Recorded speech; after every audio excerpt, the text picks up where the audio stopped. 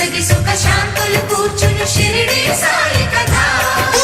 మధుర మధుర మహిమాన్విత బోధ సాయి ప్రేమ సుధా